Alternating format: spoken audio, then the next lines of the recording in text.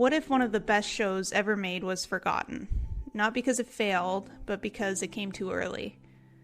HBO's Rome was bold, beautiful, and full of power plays, betrayals, and loyalty. It only lasted 2 seasons, but what it gave us, that was gold. This isn't just a review. It's a case for why Rome still matters, why it deserves a second look, and why it might be one of the greatest shows most people never really watched. When you watch Rome, the first thing you feel is how much care went into it. They didn't just build sets, they built a world. The streets look lived in, the temples feel holy, the clothes look worn. There are small details everywhere. Ancient symbols on walls, rituals happening in the background, things they never point out. And that's the magic. The creators didn't want to show off, they wanted to be real. They trusted the viewer to notice, or not. But it's there. That kind of effort, it doesn't scream, it whispers. And it makes the show feel alive. Another thing that holds up is the look of the show. A lot of early 2000s shows feel dated now, but not Rome. It used real sets, practical effects, and very little CGI. That makes a big difference.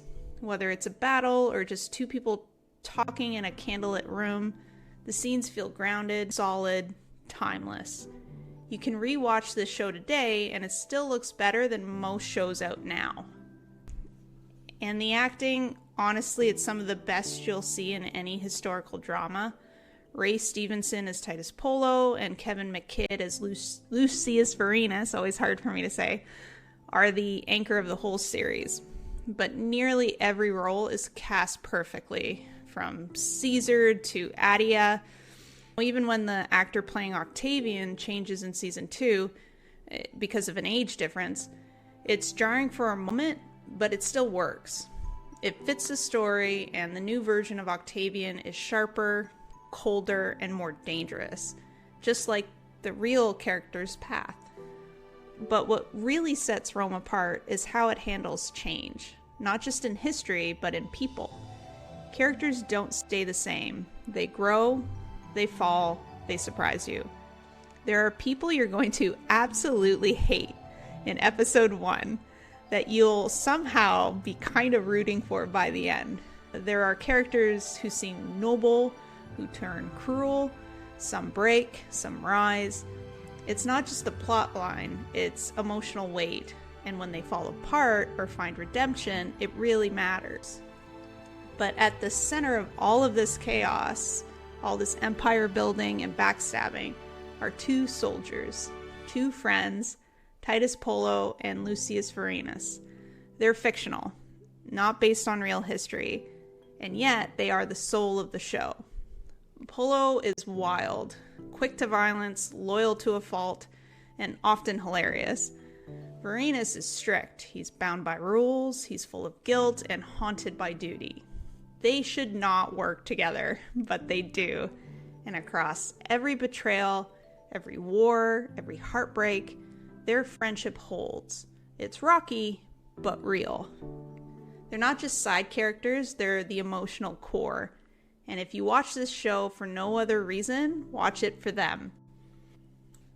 Now here's something most people forget. Rome came out before the big TV revolution.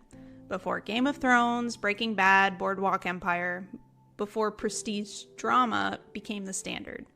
And because of that, it often gets lost in the shuffle, overshadowed by what came after. But here's the thing. Rome gave you the same drama, betrayal, and big emotional turns.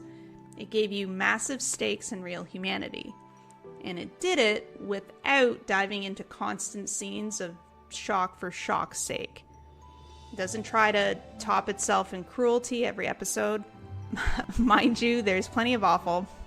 This is ancient Rome after all. But the show has balance. It breathes. It lets emotions sit without always pushing the limits. The story ends before the Golden Age begins, when Octavian becomes the Emperor Augustus. That final moment, it's a quiet kind of triumph, a calm before another storm, and it feels earned. Rome was a masterpiece. that didn't get its time. 2 seasons wasn't enough, but those 2 seasons, nearly perfect. If you've never seen it, give it a shot. If you have, it might be time to go back. It still holds up. Not everything gets remembered, but we don't have to let Rome be forgotten.